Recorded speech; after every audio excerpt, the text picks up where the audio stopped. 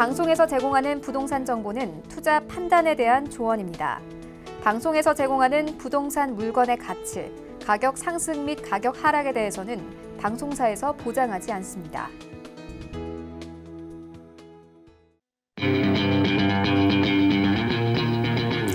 안녕하세요. 황금부동산투자 황부자 진행의 강주리입니다. 2018년 12월이죠. 3기 신도시를 발표를 했습니다. 총 4곳인데요. 그중에 토지보상금 규모는 약 17조 원에 달한다고 합니다. 자, 추가 발표한 곳이죠. 고양 창릉과 부청 대장은 중소택지지구까지 포함하면 이 3기 신도시의 토지보상금 총액은 약 30조 원에 달할 것으로 조사가 됐다고 합니다. 그런데 중요한 것은요. 이 많은 금액이 다시 부동산 시장으로 흘러들어올 가능성이 굉장히 크다고 하는 건데요. 이로 인해서 좀 얼어붙은 부동산 시장이 활기를 되찾지 않을까 좀 기대를 해보도록 하겠습니다. 자, 방송 보시다 궁금하시거나 상담 원하시는 분들은요. 지금 바로 전화 또는 문자 주시면 되거든요. 02-3153-2600번, 013-3366-0110번 활짝 열려 있습니다. 자, 그럼 황부자 오늘도 힘차게 출발합니다.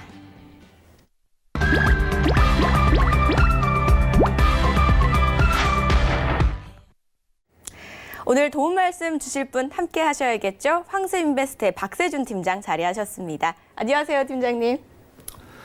네, 안녕하세요. 황스인베스트의 박세준입니다. 오늘도 지난주와 같이 이 신월동의 아파트와 인천 서구의 이 루원시티에 있는 상가에 대해서 다시 한번 짚어보려고 합니다. 잠시 후에 이 많은 소식들과 이 개발 호재, 입지에 대해서 분석 한번 해보도록 하겠습니다. 네, 오늘도 이 두 곳의 지역이 좀 준비가 되어 있습니다. 저희 자세하게 짚어보기 전에 가장 먼저 첫 번째 지역부터 한번 살펴보도록 할게요. 화면을 통해 바로 만나보시죠. 서울시 양천구 신월동 2호선 신정내거리역의 인근에 위치한 아파트입니다. 전용 면적 약 53제곱미터, 시세는 4억 2천만 원에서 4억 3천만 원으로 형성되어 있습니다. 네, 신정내거리역 역세권에 위치한 아파트라고 합니다. 자, 신정내거리역 하면은 많은 분들이 알고 계실 지역일 것 같거든요. 목동과 굉장히 가깝게 위치한 곳입니다. 자세한 개요 한번 일단 먼저 분석을 좀 해볼게요. 네, 지난주에 이어서 이 신월동에 대해서 다시 한번 이렇게 설명을 좀 드리는 이유 중에 하나는 지난주에 굉장히 많은 분들께서 관심을 주시고 또 투자를 많이 진행을 하셨기 때문에 한 번 더 이렇게 설명을 드리려고 합니다. 개요 한번 짚어보도록 하겠습니다. 위치는 서울시 양천구 신월동에 위치를 하고 있는데요. 이 신정내거리역과 굉장히 가깝게 위치를 하고 있다는 것이고요. 유형은 아파트로 되어 있습니다. 면적은 전용 약 53제곱미터고요. 한 26평형의 아파트 정도를 보시면 될 것 같고요. 주변의 시세 같은 경우는 4억 2천에서 4억 3천만 원 정도를 보시면 될 것 같습니다. 자, 계속해서 지역 분석을 한번 보도록 하겠습니다. 현재 위치 특성으로는 신월동 같은 경우는 1동부터 7동까지 되어 있는 이 좀 넓은 이 신월동의 모습이고요. 이 인구는 약 12만 2천여 명 정도가 되고 이 세대 수는 약 5만 1,824세대 정도가 됩니다. 세대당 인구는 약 2.4명으로 기록이 되어 있고요. 현재 이 신정 뉴타운 등 많은 재건축 사업 그리고 재개발 등으로 인해서 이 집값 상승 선도 지역으로 해당이 되어 있고 평균 이 평당 땅값의 금액이 2,964만 원을 기록을 했다라고 합니다. 인근의 목동이라든지 신정 뉴타운 등 많은 아파트 가격이 실투자 대비 매매가가 좀 많이 상승이 될 것으로 볼 수가 있겠습니다. 이 접근성 역시 굉장히 좋은 것이 지하철 2호선 신정내거리역과 굉장히 가깝고요. 경인고속도로, 남부순환도로, 서부간선도로와 굉장히 우수한 접근성을 갖고 있다는 것을 봤을 때 타 지역으로 넘어갈 수 있는 접근성 역시 굉장히 좋다라고 말씀을 드릴 수가 있겠고요.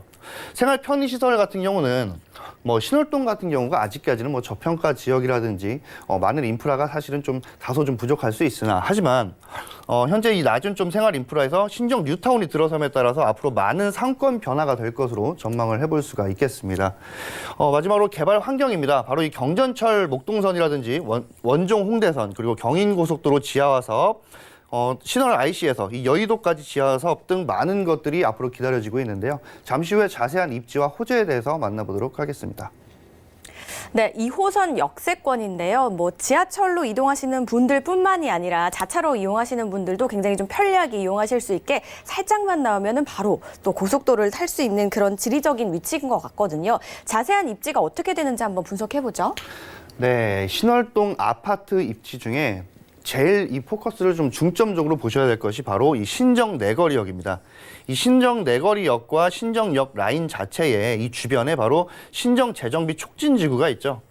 이 신정 재정비 촉진 지구가 사실 단지형 아파트로 뭐 2021년도 안에 완공이 된다라고 해서 열심히 공사를 하고 있는 모습을 볼 수가 있겠는데요. 신정 재정비 촉진 지구 주변에 이 신월동이 바로 옆에 뭐 도로 하나만 건너면 바로 근처에 있는데 이 주변에는 단지형 아파트라든지 재개발이 되는 이 지구 자체가 없기 때문에 주변에 한 동짜리라든지 뭐 아파트 내지는 빌라 여러 것들이 많이 들어서고 있다는 것입니다. 현재 이 신정 재정비 촉진 지구의 아파트들이 호가가 엄청나게 올라감에 따라서 이 주변 여파가 굉장히 크다라는 것을 알 수가 있겠는데요. 그렇다 보니까 이 신월동에 아파트라든지 빌라라든지 뭐 오피스텔 많은 것들이 들어섬에 따라서 앞으로 이 매매가 상승이 좀 제대로 좀 많이 올라갈 수 있지 않을까라고 좀 보실 수가 있겠습니다. 계속해서 입지를 좀 살펴보자면 뭐 목동과도 굉장히 가깝기 때문에 뭐 양천구청이라든지 구의회 그리고 교육특화지구까지 굉장히 뭐 여러 가지 잘 형성이 되어 있다라고 좀 보실 수가 있겠고요. 앞서 설명은 드린 대로 신정 재정비 촉진지구 주변에는 사실 좀 인프라가 좀 열악하다라고 좀 보실 수도 있겠지만 하지만 생활 인프라를 하면서 이 소의 모든 것들을 좀 이용을 하실 수 있는 것들은 많이 있다라고 좀 보실 수가 있겠고요. 앞으로 신정 재정비 촉진 지구를 통해서 발전과 이루어져서 이 상승될 수 있는 이 상권 자체가 굉장히 많다라는 것을 봤을 때 입지적으로 굉장히 중요한 톡톡히 좀 중요한 입지를 자리매김을 하고 있다라고 좀 보실 수가 있겠습니다.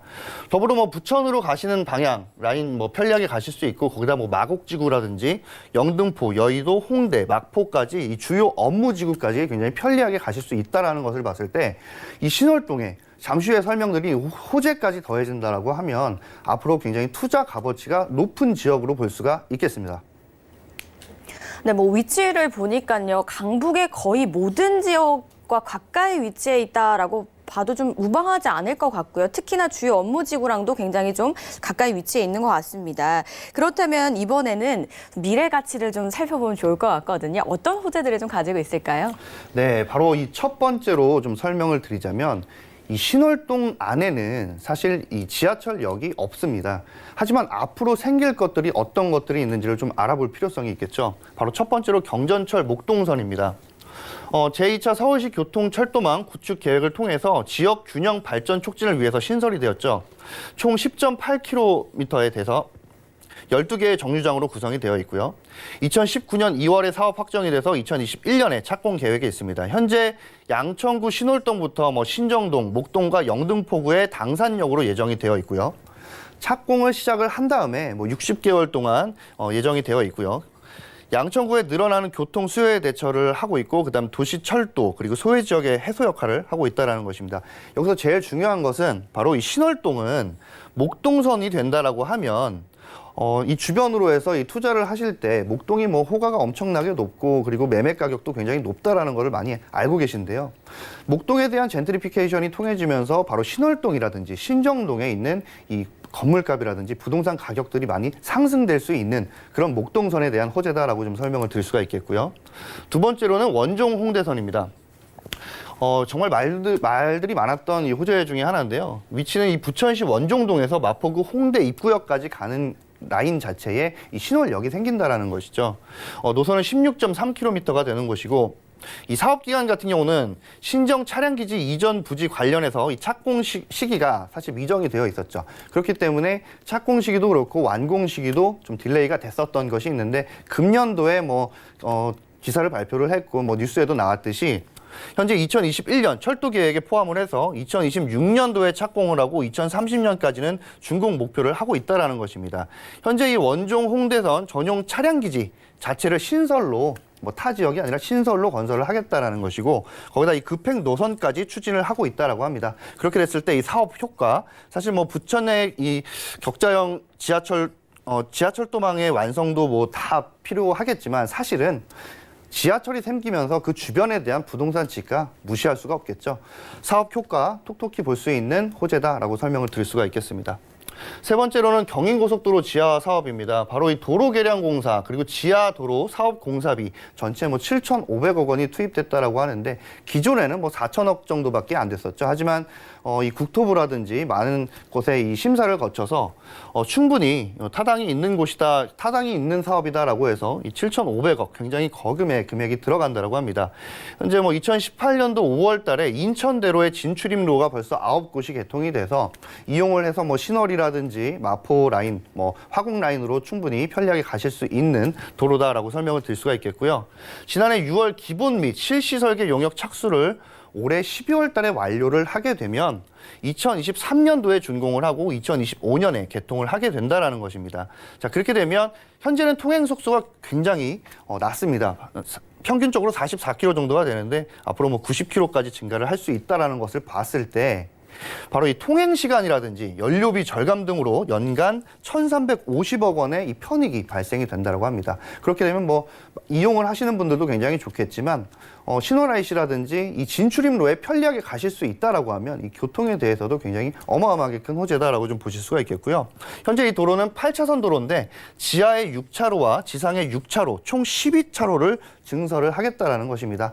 그렇게 됐을 경우에 정말 교통 체증도 많이 완화가 될 것이고 주변 자체의 이 부동산에도 금액 자체로도 굉장히 호가가 많이 올라갈 것으로 예상을 해볼 수가 있겠습니다.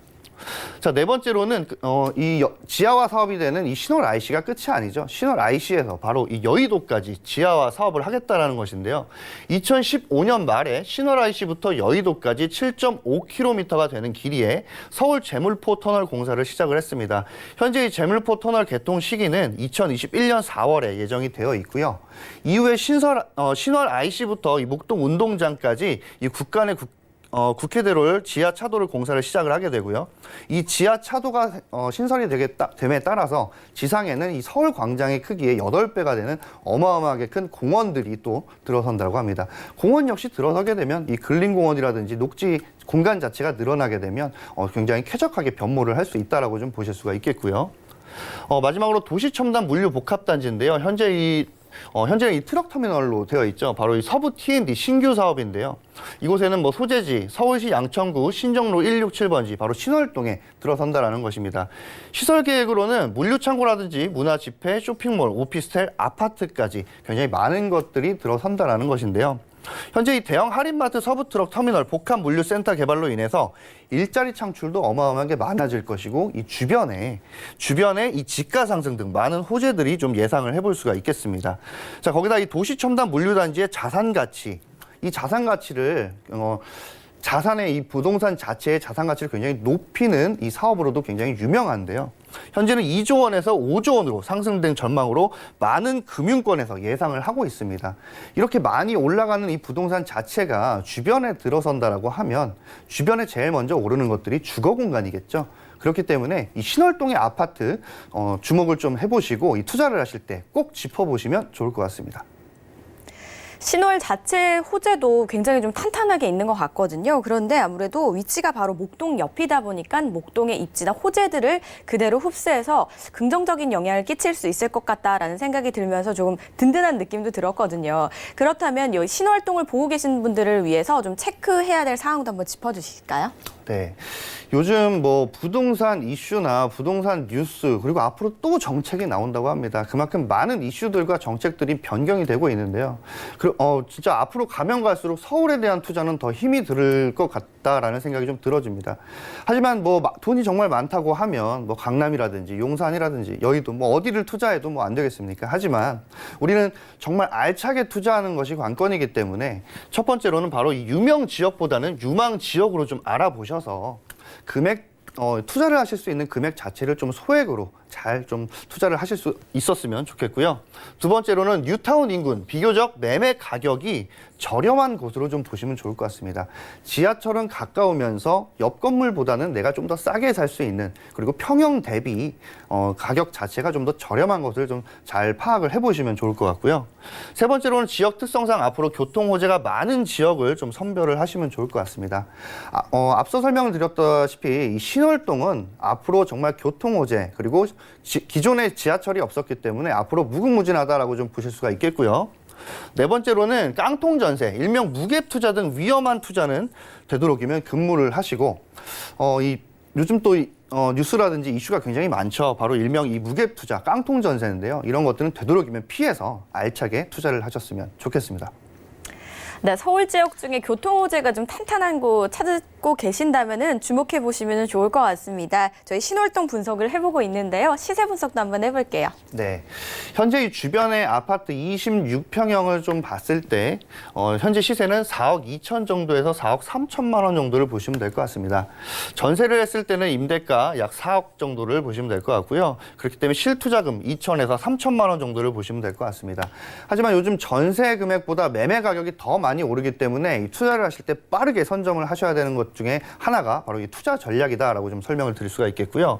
월세를 했을 경우에는 보증금 약 5천에 월 80만 원, 그리고 대출 금액은 2억 1천에서 2억 1,500만 원, 그렇기 때문에 실투자 금액은 약 1억 6천에서 1억 6,500만 원 정도를 보시면 좋을 것 같습니다. 양천구 신월동 분석을 해봤는데요. 혹시나 관심 있으시다면 저에게 전화 또는 문자 주시기 바라겠습니다. 02-3153-2600번, 013-3366-0110번으로 많은 연락 주시기 바랄게요. 저희 계속해서 다음 지역 화면을 통해 바로 만나보시죠. 인천시 서구 루원시티에 위치한 상가입니다. 전용 면적 약 36제곱미터, 시세는 6억 2천만 원에서 6억 3천만 원으로 형성되어 있습니다. 인천시 서구 루원시티에 위치한 상가를 한번 만나보도록 할 텐데요. 상가구나라고 하실 수는 있지만 위치가 어디지? 하시는 분들도 계실 것 같거든요. 한번 개요 소개해서 만나볼게요. 네, 현재 정말 많은 분들께서 주목을 하고 계시는 인천 서구입니다. 인천 서구의 루원시티는 이 가정동이라든지 신현동 요 라인 자체에 개명이 돼서 이 지구 자체가 루원시티 지구로 바뀌고 있다라고 좀 설명을 드릴 수가 있겠는데요. 보시는 바와 같이 위치는 인천시 서구 루원시티입니다. 유형은 상가로 되어 있고요. 면적은 전용 약 36제곱미터, 시세는 6억 2천에서 6억 3천만 원 정도를 보시면 될 것 같습니다. 상가의 추천 포인트로는 이 루원과 청라, 그리고 루원과 서울을 잇는 관문에 위치를 하고 있고요. 두 번째로는 이 복합 행정타운 중심 상업지 바로 앞에 넘치는 유동인구가 굉장히 많은 지역이다라고 좀 보실 수가 있겠고요. 요 며칠 전에 이 뉴스가 한번 났죠. 이 청라랑 이 루원시티, 인천 서구 지역에 아파트나 이 부동산이 무려 2억 원 정도, 평균 2억 원 정도가 올랐다라고 합니다. 상가도 많이 오르고 아파트도 많이 올랐다라고 하니까 이 지역 자체를 좀 주목을 해보시면 좋을 것 같겠고요. 세 번째로는 이 주변 자체에 1128세대, 독점이기도 하지만 이 주변을 전체를 따지게 되면 한 5천 세대가 독점 및 가정지구, 이 루원시티 등 탄탄한 고정 수요를 확보를 하고 있다는 것이고요. 네 번째로는 이 접근성과 가시성이 굉장히 탁월한 스트리트형 단지 내 상가입니다. 복합 단지를 마주보고 있고 이 마주보고 있는 단지 자체가 도로변으로 길게 늘어서고 있는 단지 상가다라고 좀 보실 수가 있겠고요. 다섯 번째로 에스컬레이터와 이 엘리베이터 등 고객의 접근성이 굉장히 뛰어난 상가다라고 설명을 드릴 수가 있겠습니다. 잠시 후에 입지와 호재에 대해서 만나보도록 하겠습니다. 네, 추천 포인트 보니까요. 정말 그 중요한 부분을 아주 핵심적으로 잘 모아놔서 좀 이해가 쏙쏙 되긴 했거든요. 그럼 이제는 저희가 하나하나 좀 풀어봐야겠죠. 가장 먼저 입지와 지역 분석을 꼼꼼하게 좀 해볼 필요가 있을 것 같아요. 굉장히 수요가 좀 탄탄하다고요. 네. 일단은 루원시티 주변에 기존에 많은 주택들이 허물어지면서, 그리고 기존에 소위 말하는 놀고 있는 땅들이 많았죠. 하지만 이 사업 시행 인가를 내면서 아파트들이 많이 들어서고 현재 공사를 정말 빠르게 많이 이루어지고 있고 신도시가 형성이 되는 곳이 루원시티다라고 좀 보실 수가 있겠는데요. 2015년도에는 사업 정상화를 시작을 해서 현재 2019년부터 2020년도까지 원도심 활성화 성공적으로 마무리가 되어가고 있는 과정을 이 지역 분석으로 좀 보실 수가 있겠습니다. 현재 많은 분양과 청약으로 인해서 아파트들은 거의 다 끝이 났고 요즘 전매 기간도 짧아서 굉장히 빠르게 투자를 했었지만 지금 전매 기간은 3년 정도 라고 좀 설명을 드릴 수가 있겠는데요. 아파트 기준으로 3년 정도의 전매 기간이 있지만 이 상가 같은 경우는 전매 기간이 없죠. 그렇기 때문에 투자하시는 분들께서 오히려 이 뜨고 있는 지역 자체의 전매를 통해서 순이익을 좀 발생을 시키기 위해서 많은 분들이 좀 관심을 보고 있는 지역이다라고 좀 설명을 드릴 수가 있겠습니다. 계속해서 입지를 좀 보자면 교통, 교육, 그리고 생활, 개발에 대해서 좀 따져볼 필요성이 있겠죠. 첫 번째 교통입니다. 바로 인천 지하철 2호선 가정역이 굉장히 가까운 거리에 위치를 하고 있고요. 21년 7호선 연장 확정이 되었죠. 뭐 부평구청에서 시작을 하는 이 7호선 라인이 청라까지 들어오게 되는데 바로 이 가정역 주변에도 들어온다라는 것을 봤을 때 교통에 대해서도 어마어마한 호재들이 굉장히 많다라는 것을 좀 보실 수가 있겠고요. 인천공항고속도로 바로 서인천 IC, 경인고속도로, 수도권 제2순환고속도로 등 이 수도권 접근성이 굉장히 용이한 도로들이 굉장히 많다라는 것을 좀 보실 수가 있겠고요. 추가적으로 BRT라든지 GRT, 대중교통, 이 버스 자체가 굉장히 잘 형성이 되어 있기 때문에 이건 역시 교통으로 이용하실 수 있는 편리함이 굉장히 강점이다라고 좀 보실 수가 있겠습니다. 교육 같은 경우도 바로 이 주변에 봉수초등학교가 바로 앞에 있기 때문에 뭐 흔히 얘기하는 초품화 단지, 초등학교를 품은 아파트 단지다라고 좀 설명을 드릴 수가 있겠고요. 반경 1km 내에는 가연초라든지 가원초, 가연중, 신영고까지 다양한 이 초중고등학교가 전부 다 품어져 있다라고 좀 보실 수가 있겠습니다. 생활 같은 경우도 이 지구내 중심 상업 지역과 이 바로 가정 공공 택지 그리고 청라 국제도시 등 많은 이 지역들이 잘 자리매김을 하고 있습니다. 그렇기 때문에 이 상업 지역 내에 있다라는 것은 그만큼 유동 인구도 굉장히 많다라는 것이고 주변에 이 주상복합이라든지 많은 아파트들이 들어섬에 따라서 이 고정 수요도 굉장히 탄탄하다라고 좀 보실 수가 있겠고요. 개발 같은 경우는 현재 인천 제2청사 바로 9개 기관 이전 예정에 있고요. 인천 서북부 지역의 중심 도시로 이 조성이 될 것으로 전망을 해볼 수가 있겠습니다. 잠시 후에 호재에 대해서도 한번 만나볼 텐데요. 오늘 소개해드리는 루원시티 꼭 주목을 해보시면 좋을 것 같습니다. 고정 수요와 유동 인구를 좀 갖춘 입지를 가지고 있고요. 그리고 복합 행정타운과 중심 상업지에 위치해 있기 때문에 입지뿐만 아니라 개발 계획도 굉장히 좀 많을 것 같아요. 어떤가요? 네, 맞습니다. 이 루원시티는 정말 모든 것들이 다 개발이다라고 해도 과언이 아닐 만큼 정말 많은 개발 호재가 있는 지역입니다. 현재 인천광역시청 바로 제2청사만 보더라도 정말 많은 분들께서 관심을 주고 있는 지역이죠. 현재 이 제2청사가 들어선다라는 것은 뭐 주변에 아파트로 유입이 되거나 인입이 될 수 있는 것들도 있지만 많은 분들께서 일자리 자체가 온다고 하면 먹거리라든지 많은 것들이 필요로 하게 됩니다. 인프라가 굉장히 잘 갖춰져야 되는데 바로 그 앞에 상가가 들어선다라고 하니까 정말 큰 호재다라고 좀 보실 수가 있겠죠. 당초안의 안에서 이 변경된 안을 좀 보자면 루원 복합청사에 9개 기관이 들어선다라고 합니다. 추가적으로 인천지방국세청이라든지 인천신용보증재단, 인천 119 안전체험단 등 많은 것들이 들어선다라는 것인데요. 자세하게 좀 살펴보자면 이런 것들이 많은 것들이 들어오게 되면 예를 들어서 인천 신용보증재단이 들어선다라고 하면 주변에 이 법무를 하는 것이라든지 세무사라든지 많은 사무실들도 같이 들어올 수 있다는 것이죠. 그렇게 봤을 때 이 자체만 보는 게 아니라 이 자체를 인해서 추가적으로 들어올 것도 어떤 것들이 있는지를 꼭 짚어보셔야 된다는 것입니다. 거기다 이 GRT라든지 BRT, 이 버스 같은 경우도 굉장히 잘 형성이 되어 있는데요. 가정역에서 청라국제도시역까지 가는 바로 이 GRT 버스도 굉장히 잘 형성이 되어 있고, 이 BRT 버스죠. 가정역에서 이 화곡이라든지 이 가양역까지 지나가게 되는 이 서울까지도 충분히 편리하게 가실 수 있는 버스들도 있다라는 것을 좀 보셨을 때 이 교통이 굉장히 잘 형성이 된 신도시다라고 좀 보실 수가 있겠고요. 계속해서 이 7호선 연장 확정이죠. 현재 이 부평구청역에서 이 청라까지 연장을 하는 것이 확정이 되었는데요. 2021년도까지는 성남, 그리고 2021년부터 2027년도까지는 가정을 지나서 이 청라까지 7호선이 확정이 된다라는 것입니다. 그렇게 됐을 때 구로까지도 한 40분이면 충분히 가실 수 있기 때문에 많은 지역 자체에 많은 분들이 유입도 되고 인입이 많이 된다라는 것을 봤을 때 굉장히 큰 지하철 개발 호재다라고 보실 수가 있겠고요. GTX B노선 같은 경우도 이 가정역인 인천 지하철 2호선을 이용을 해서 한 15분 정도만 가면 바로 인천시청역입니다. 그렇기 때문에 인천시청역에서 바로 이 GTX B노선 자체를 이용을 하실 수가 있다라는 것입니다. 자, 거기다 이 경인고속도로 바로 지하화 2023년도에 착공을 해서 2025년도에 개통이 된다라는 것인데, 이 자체가 뭐냐면 바로 가정역 앞에 이 루원시티 바로 앞에는 이 경인고속도로 지하화를 탈 수 있는 이 도로 자체의 진출입로가 바로 앞에 있다라는 것입니다. 그렇기 때문에 굉장히 편리하게 이용을 하실 수가 있다라는 것이고, 지하화가 되게 되면 이 루원시티뿐만이 아니라 청라, 그리고 이번에 그 착공이 들어가는 연륙교까지 치면 이 영종도에서 서울까지 다이렉트로 갈 수 있는 굉장히 큰 개발 호재다라고 좀 보실 수가 있겠고요. 자, 마지막으로 이 청라국제도시라든지 아니면 가정지구, 루원시티까지 최적의 인프라 환경 자체가 조성이 된다는 것입니다. 자, 어떤 것들이 있는지 보자면 바로 이 청라국제도시의 차병원 의료복합단지입니다. 요즘에 굉장히 이 방영을 잘하고 있는 그 어떤 메디컬 드라마에서도 나오고 있는 얘기처럼 정말 어마어마한 이 메디컬 인프라 자체가 들어온다는 것인데요. 정말 기대를 해볼 수 있는 이 차병원 의료 복합단지입니다.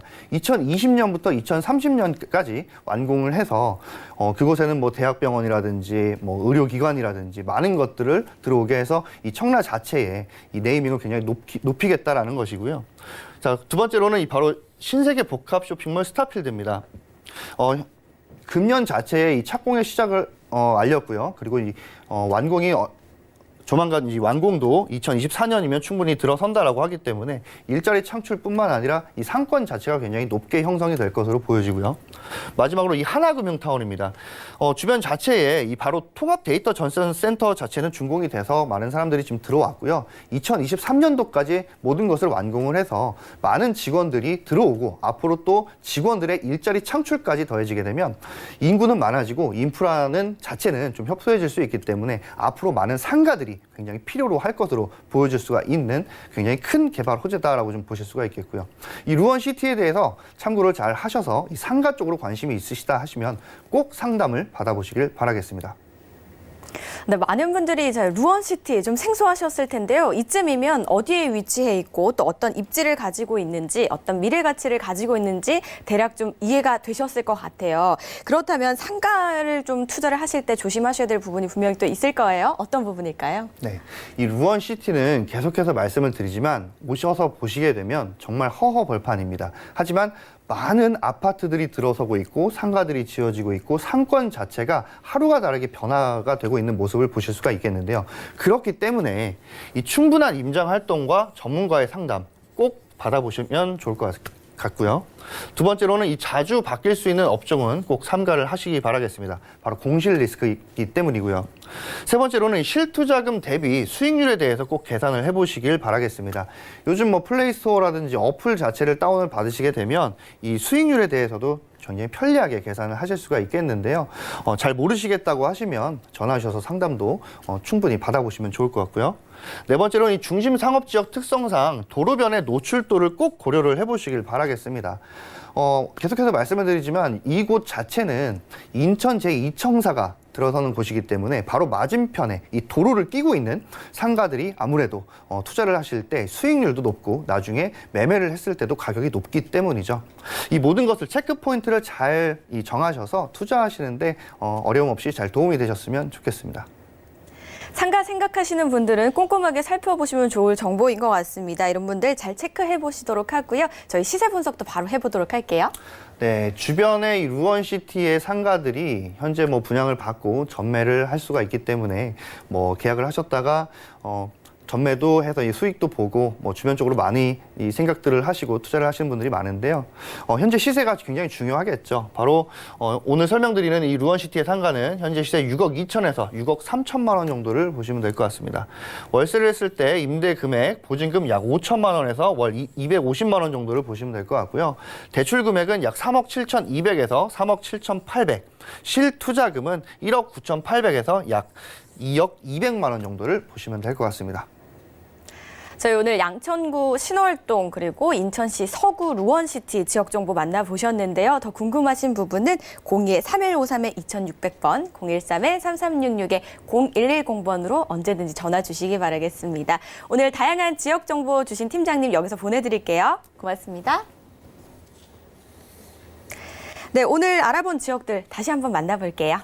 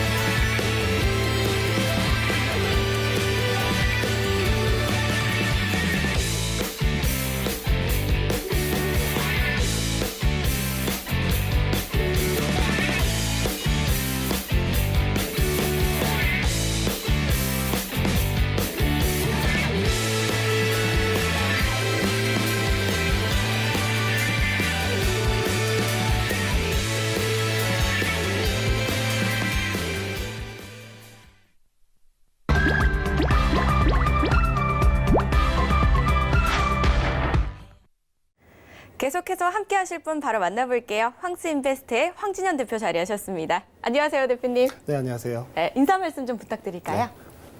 네, 반갑습니다. 홍지연입니다. 오늘도 한 주간의 이제 부동산 소식들을 좀 알아보는 시간을 가져보도록 하겠습니다. 오늘도 힘이 되는 정보 드리겠습니다. 네, 오늘도 이슈 시간이 준비가 되어 있습니다. 자, 이슈가 바로 정치권, 이 총선이랑 좀 관련이 없지 않아 있거든요. 근데 그 총선이 2달째 남지 않았습니다. 그때 많은 분들이 총선 전에 어떻게 될 것이냐 궁금하신 분들도 있을 것 같은데 오늘은 좀 그와 관련된 내용이 준비되어 있다고 들었거든요. 네, 부동산이 정치하고 뗄래야 뗄 수가 없는 관계에 있죠. 그 내용도 포함해서 오늘 여러 가지 이슈들을 한번 알아보도록 하겠습니다. 지금 방금 한 뉴스를 잠깐 전에 들으니까 드디어 이제 19번째 부동산 대책이 나올 것 같아요. 금주 중에 발표를 한다고 하는데 아마도 이제 경기권에 대한 내용이 있겠죠. 뭐 수용성에 대해서 조정 지역을 그 부동산 규제를 하냐 안 하냐 이런 내용이 포함됐을 것 같은데 모쪼록 이번에는 이제 일반 국민들이 좀 납득할 수 있는 그런 합리적인 규제가 나왔으면 좋겠습니다. 자, 첫 번째 소식 한번 볼게요. 제목은 갭 투자 후유증, 세입자 전세금 돌려달라, 소송 2배로라는 제목입니다. 어떤 내용인지 한번 보겠습니다. 9억 원 이상에 대한 주택의 강제 경매 건수예요. 그러니까 2016년에 66건에서 작년에는 46건, 그리고 재작년에는 46건, 작년에는 107건으로 2배 이상이 늘었습니다. 어떤 내용이냐면요. 9억 이상 주택 강제 경매 2018년보다 2배 이상 늘었다라는 얘기인데, 자, 이 내용을 설명을 드리려면 이제 경매 종류에 대해서도 좀 한번 설명을 드려야 될 것 같아요. 이 경매라는 거는요, 2가지로 나눌 수 있습니다. 첫 번째 이제 임의 경매가 있고요. 그리고 강제 경매가 있어요. 자, 임의 경매라는 거는 어떤 거냐면 물건에 의지를 해서 물건을 기반으로 해서 경매를 진행하는 것을 임의 경매라고 합니다. 자, 대표적인 물건이 뭐가 있냐면 우리가 흔히 아는 이제 근저당 설정 이런 거를 아실 수 있을 거예요. 자, 은행에서 대출을 받고 저당을 잡히게 되면 이게 근저당이 되는 거죠. 그게 대표적인 임의 경매의 대표적인 물건입니다. 자, 강제 경매는 채권에 기인을 합니다. 자, 채권이라는 거는 말 그대로 차용금일 수도 있고요. 여기 나와 있는 것처럼 전세 보증금일 수도 있습니다. 자, 이런 채권에 기인해서 진행되는 경매를 강제 경매라고 하는데 지금 여기 보시면 강제 경매라고 나와 있잖아요. 그래서 이 내용은 어떤 거냐면 임차인이 임대인을 상대로 전세 반환금 반환 소송을 제기하고 그 판결문을 가지고 강제 집행을 하는 거예요. 강제 집행을 하는 그 건수가 46건에서 107건으로 늘었다는 거죠. 그만큼 임대인이 임차인에게 전세 보증금을 돌려주지 못했던 확률이 늘어났다는 얘기입니다. 근데 중요한 건 이제 9억 이상의 주택이라는 거죠. 여러 번 말씀드리지만 9억이라는 금액은 우리나라에서 굉장히 큰 의미를 갖습니다. 9억을 넘어가게 되면 여러 번 말씀드렸죠. 양도세도 내야 되고요. 종부세도 내야 되고요. 대출이 안 되고요. 전세자금을 받고 있다면 즉시 회수 대상이 됩니다. 자, 9억 이상의 주택을 가지고 있는데 이 집을 임대를 줬어요. 임대를 주고 있다면 임대인은 어딘가에 살고 있겠죠? 그 임대인이 살고 있는 집이 자가일 수도 있고요. 자가일 수도 있고 그 임대인이 전세를 살 수도 있어요. 그래서 이 주택에 대해서 전세 보증금을 내주려면 자기가 살고 있는 집에 대해서 대출을 받아서 내주든가 아니면 전세금을 자기가 이 집으로 들어오고 그 돈을 빼주면 되는데 그 길을 막아놓은 거예요. 그 길을 막아놨기 때문에 지금 강제 경매가 많이 늘었다라는 내용이고요. 자, 두 번째, 과도하게 대출 낀 갭 투자와 이딴 대출 규제 겹치면서 전세금 못 내주는 사례가 속출하고 있다. 12, 16 대책으로 대출이 더 재며 부동산 강제 경매가 계속 늘어날 전망이다라는 얘기를 하고 있습니다. 자, 여기서 좀 말씀드릴 게 있는데, 기본적으로 이 근저당이 설정이 돼 있는 집은 전세 세입자가 입주를 하지 않는 게 일반적인 겁니다. 아니면 전세 보증금을 굉장히 낮게 잡겠죠. 그래서 실제 매매가가 10억이라고 하면 그 근저당 금액과 전세 금액이 7억, 6억 요 정도 선에서 움직이게 해야 되는데 그 정도 선에 맞춰 들어갔다고 해도 임대인이 이제 이금융권에서 이제 대출을 또 진행할 수가 있어요. 그래서 실질적으로 전세 보증금을 내줄 수 없을 만큼 그렇게 유동성이 장악이 되는 경우가 있죠. 그런 경우가 많이 생겼다는 거고요. 특히 12.16 대책 이후로 많이 생겼다는 겁니다. 대출 규제 때문에. 자, 마지막으로 세입자가 보증금을 돌려받기 위한 최후 수단인 강제 경매가 더욱더 늘어날 수 있다라는 내용. 이 내용에는 저도 동의를 하긴 합니다. 우리나라에서 이제 9억 원이 넘는 주택을 가지고 있다 하면은 대표적으로 떠오르는 게 지금 대출 규제거든요. 기존에는 지역별로 부동산 규제가 이루어졌어요. 하지만 이제 12.16 대책 이후로는 가격별로 부동산 규제가 이루어지고 있습니다. 그래서 부동산 그 자체에도 이제 계층이 생기는 것 같아요. 9억 이하냐, 9억에서 15억 사이냐, 15억 이상이냐. 이 어느 부분에 속해 있느냐에 따라서 그 부동산을 가지고 활용할 수 있는 방법이 굉장히 많이 달라집니다. 그래서 이런 내용들을 좀 숙지를 하시고요. 앞으로 투자를 진행하실 때 나중에 전세 보증금을 내가 어떻게 반환할 수 있는가에 대해서도 고민을 해야 될 것 같습니다. 자, 요 내용을 보면서 제가 좀 한 말씀 드리고 싶은 게 있는데, 일반적으로 이제 갭 투자라고 하잖아요. 갭 투자는 전형적으로 시세 차익을 목적으로 하는 투자 방법입니다.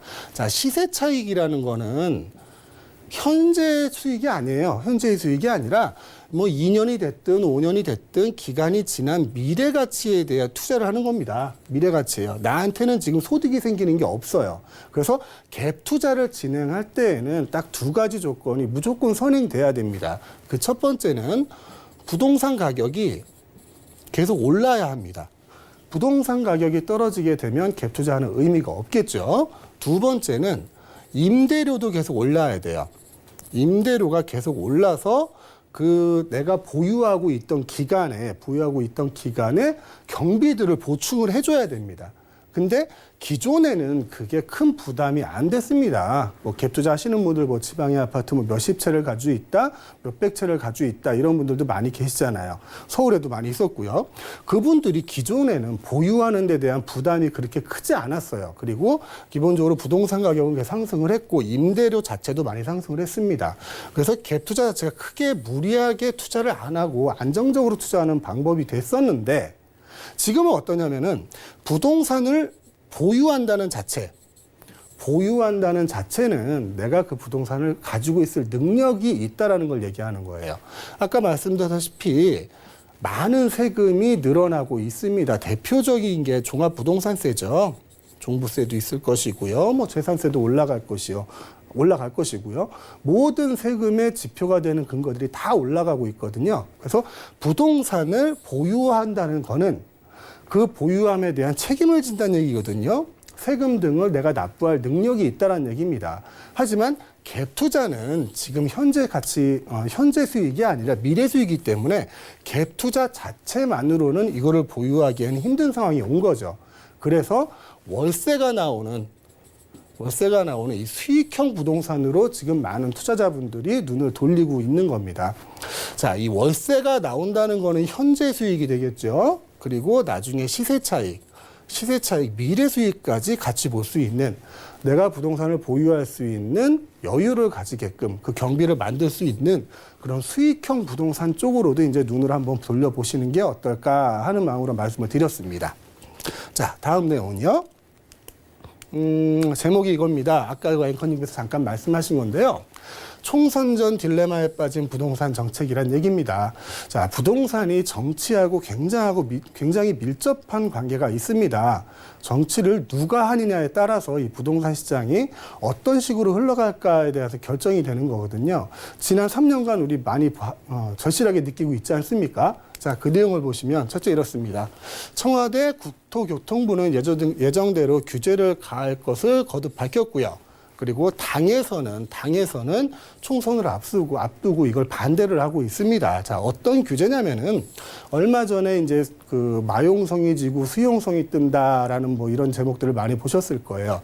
자, 수원이나 용인이나 성남 지역의 부동산 가격들이 많이 오르고 있었습니다. 오르고 있으니까 이 지역을 조정 지역으로 묶어 놓느냐 이런 부분을 가지고 얘기를 많이 했었는데 국토교통부 입장은 이랬어요. 국토교통부 입장은 그 주거안정심의위원회를 열어서 그 지역을 조정지역으로 편입을 하겠다라는 그런 주장을 했고요. 지금 여당인 뭐 민주당에서는 총선 전에는 그게 안 된다라고 반대를 했습니다. 뭐 다들 상식적으로 이해가 되는 얘기죠. 자, 집값이 오를 때마다 부동산 규제책을 쏟아내던 정부의 움직임, 총선을 앞두고 제동이 걸리게 됨. 자, 계속 그 정부에서 부동산 규제를 할 때마다 지금 여당에서는 좋은 정책이다라는 힘을 실어줬는데 총선을 앞두고 나니까 지금은 할 때가 아니다라고 해서 지금 당하고 정부하고 청와대하고 지금 의견 대립이 좀 있는 상태 같아요. 수원, 용인, 성남은 정부가 시가 9억 원 이상의 고가주택을 규제하자 서울로 몰렸던 유동성이 남하하면서 집값이 급등했다라는 얘기입니다. 기본적으로 맞는 얘기예요. 수원, 용인, 성남의 가격이 지금 많이 상승을 한 상태고 서울을 규제를 하기 때문에 그 주변 지역인 수용성이 뜨는 건 맞는 건데 이거는 좀 확인하고 넘어가야 될 게 자, 수원, 용인, 성남의 집값이 2008년도죠. 금융위기가 있었던데 이때보다 금액이 낮습니다. 지금 금액이 낮아요. 올랐던 금액이. 그때 2007년도 한 10억 정도 했던 게 금액이 빠지기 시작했어요. 빠지기 시작하고 지금까지도 빠져 있었죠. 그리고 지금 살짝 올라간 게 한 8억 정도 해요. 지금 2008년도의 수준까지도 못 올라갔다는 얘기입니다. 그래서 그 지역 주민들은 좀 불만이 많이 있겠죠. 그리고 이 지역의 가격이 올라갈 수밖에 없는 그런 또 기본적인 조건이 있어요. 원래 서울 쪽에 부동산 투자를 진행했던 시장에 유동자금이 있었습니다. 유동자금이 있는데 굉장히 큰 자금이죠. 이 유동자금을 서울에 투자를 못하게 모든 정책적으로 지금 막아놨잖아요. 그리고 다른 쪽으로 투자를 하라고 유도를 하고 있고요. 그래서 이제 수원, 용인, 성남으로 가는데 이 유동 자금만으로도 지금 가격이 많이 상승을 이루고 있는데 앞으로 풀릴 거 3기 신도시죠. 3기 신도시에 대한 토지 보상금이 40조가 넘게 풀립니다. 40조라는 금액은 엄청나게 큰 금액이잖아요. 자, 이 40조라는 시장의 유동성이 꽉 차 있는데 부동산 말고 다른 곳에 투자할 만한 대체적인 상품을 찾지 못하고 있는 거죠. 그래서 수원으로 갈 수도 있고요. 또 옆에 이제 광주나 안양으로도 갈 수 있겠죠. 그 규제를 받는 그 주변의 풍선 효과는 앞으로도 그렇게 크게 달라지지 않을 것 같은 좀 개인적인 예상을 좀 해봅니다. 자, 다음은 지난 16일 열린 비공개 토론, 아까 그 말씀 드린 거예요. 정부의 이제 국토교통부죠. 거기서는 규제를 하겠다라고 얘기를 하고 지금 여당인 그 민주당에서는 총선 후에 하자. 지금은 아니다. 이런 얘기를 하고 있는데 아까 뉴스 보니까 이제 규제를 하는 쪽으로 결론이 나는 것 같아요. 아직 발표는 안 났지만 드디어 19번째 부동산 대책을 우리는 이번 주에 만나볼 수 있을 것 같습니다. 자, 다음 내용을 한번 보시겠습니다. 자, 문턱 높아진 아파트 껑충 뛴 빌라 거래. 자, 어떤 내용인지 한번 보시죠. 서울 빌라 거래량입니다. 거래량 작년 1사분기부터 4사분기까지 거의 2배 이상 늘었다는 걸 보실 수 있고요. 3억 원 이하의 거래, 그러니까 빌라 가격이죠. 가격이 3억 원 이하의 거래 비중은 78%에서 67%로 줄어들었다는 걸 볼 수 있습니다. 자, 어떤 내용이냐면요. 가점 상승 그리고 대출 규제에 겹쳐서 서울 아파트 중위 가격이 9억 원을 넘어섰잖아요. 그렇기 때문에 빌라에 대한 구매가 늘었다는 겁니다. 풀어보면 이런 거죠. 가점 상승. 내가 분양을 받을 수 있는 가능한 가점이 상승했다는 얘기예요. 현재 한 30대의 가장은 가점제로는 서울에서 아파트를 분양을 받을 수 없습니다. 불가능해요. 평균 65점 이상 나와야 되는데 이건 40대 가장만이 가질 수 있는 거고요. 40대 가장이 또 최고로 받을 수 있는 게 69점입니다. 그래서 가점제로 하는 분양에 대해서는 지금 30대들은 거의 불가능하다고 볼 수 있겠고요. 또 대출 규제. 우리가 집을 사는 방법은 특히 아파트를 구입하는 방법은 분양을 받거나 아니면 매매를 하는 거예요. 9억을 사는 건데 중위권 가격이 9억을 넘어갔습니다. 중위권 가격이 9억을 넘어갔다는 거는 대출이 잘 안 나온다는 거죠. DTI가 40%밖에 적용이 안 돼요. 10억짜리 집을 사면 대출이 4억밖에 안 나온다는 얘기입니다. 그럼 나머지 6억의 현금을 가지고 있어야 되는데 그럴 만한 실수요자가 많이 없다는 거죠. 그래서 그 부분을 포기하고 빌라, 많이 싸죠. 아파트에 비하면. 그래서 빌라 거래로 많이 넘어갔다는 얘기입니다. 연립 다세대 주택 대다수 거래는 3억 원 미만이었는데 저가 주택이었는데 지금 보시면 아시겠지만 저가 주택에 대해 거래 비중이 계속 줄어들고 있습니다. 이건 또 무슨 얘기냐면 빌라에 대한 가격도 올라갔다는 겁니다. 예전 같으면 이제 빌라나 연립을 질 때는 이제 벽돌을 놓고 그 옆에 그냥 시멘트를 발랐어요. 그래서 뭐 겨울에 난방도 잘 안 되고 옆집에서 얘기하는 소리가 다 들리고 막 이런 그 안 좋은 점이 있었는데 요즘 빌라는 아파트랑 똑같이 짓거든요. 철근 콘크리트조라 그러죠. 철근을 놓고 똑같이 콘크리트를 지어서 콘크리트 부어서 짓게 됩니다. 그리고 아파트 같은 경우는 대단지로 이루어지는 경우가 많죠. 그래서 단지가 생기면 그 주변으로 생활 편의시설들이 들어옵니다. 아파트 단지에서 이 편의시설을 끌고 들어올 수 있는 거죠. 근데 하지만 빌라는 한 동 한 동 짓기 때문에 그럴 수가 없어요. 그럴 수가 없기 때문에 그 빌라는 생활 편의시설이 돼 있는 곳으로 들어갑니다. 그만큼 지가가 높은 곳에 짓는다는 얘기겠죠. 그래서 빌라도 지금 3억 원 미만 거래가 점점 줄어들고 있다라는 얘기고요. 신혼부부 등 반값 빌라로 눈 돌려 작년 4만 가구 이상 매매를 했다.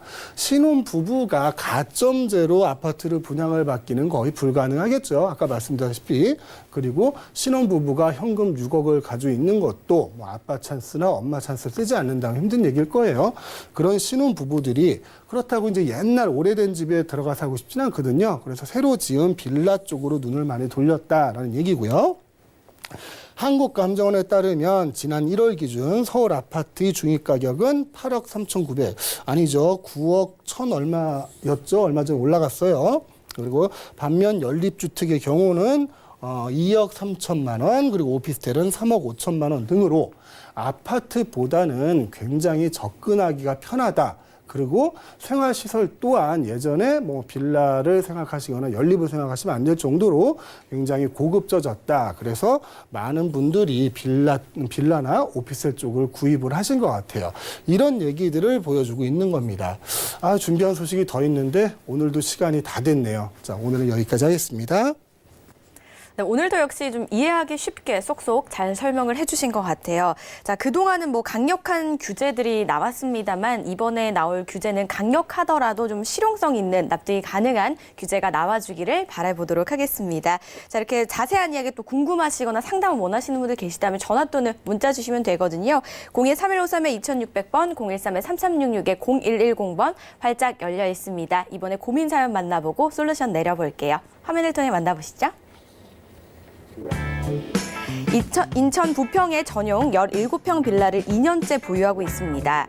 임대차 계약이 곧 만기가 되는 시점이라서 빌라를 계속 보유해야 되는지 매도해야 되는지 궁금합니다.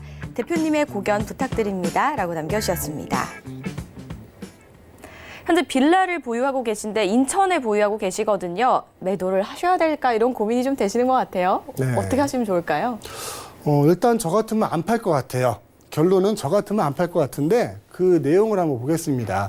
자, 부평이라는 곳이 있어요. 부평이라는 곳은 현재는 행정단위가 인천이죠. 인천인데 한 20년 전만 해도 이 부평은 경기도 부평시였습니다. 경기도 부평시여가지고 경기도 영향권을 받았던 곳이죠. 그래서 부평까지는 서울 사람들이 많이 내려왔어요. 그리고 그 이후로는 서울 사람들이 잘 안 내려왔거든요. 그런 심리적인 저항선이 있는 곳이 부평이었던 그 지역을 설명드린 거고요. 또 부평은 이번에 이제 GTX라는 개발 호재가 있습니다. GTX가 있고 기존에 7호선도 들어와 있고요. 자, 2년 전에 구입을 하셨다는 거는 신축이란 얘기잖아요. 준신축이란 얘기인데 현재 부평구 같은 경우는 조례가 바뀌어서 이제 앞으로는 이런 빌라를 건축하기가 점점 힘들어질 거예요. 점점 힘들어질 거라는 거를 그 조례가 바뀐 내용으로 확인할 수 있고요. 지금도 건축이 많이 줄었다는 걸 확인할 수 있습니다. 자, 인구는 계속 늘어나고 개발 호재도 생겼는데 앞으로도 인구가 늘어날 것 같은데 주택의 공급은 늘어나지 못할 거다. 그러면은 부동산의 가격은 당연히 올라가겠죠. 올라갈 거를 저는 예상을 하고요. 지금 2년밖에 보유를 안 하셨다면 앞으로도 한 2, 3년 정도는 더 보유를 하셔도 지금보다는 더 좋은 조건으로 매도를 할 수 있을 거다라고 저는 설명을 드리고 싶습니다. 네, 단기적으로 조금 더 보유해도 괜찮지 않을까라는 의견을 내주셨는데 이런 부분들 참고해 보시고 현명한 판단 내려주시기 바라겠습니다. 이렇게 상담 원하시는 분들 02-3153-2600번, 013-3366-0110번으로 많은 연락 주시기 바라겠습니다. 오늘도 황진현 대표와 함께 이슈도 알아보고 상담까지 나눠봤습니다. 좋은 말씀 주신 대표님 고맙습니다. 본 방송에서 제공하는 정보는 투자 판단에 대한 조언일 뿐 해당 부동산의 가치와 수익률을 보장하지 않는다는 점 기억해 주시기 바라겠습니다. 저희가 준비한 소식은 여기까지입니다. 시청해주신 여러분 고맙습니다.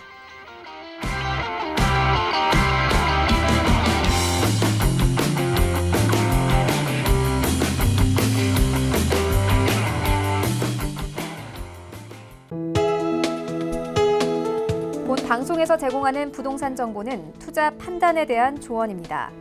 방송에서 제공하는 부동산 물건의 가치, 가격 상승 및 가격 하락에 대해서는 방송사에서 보장하지 않습니다.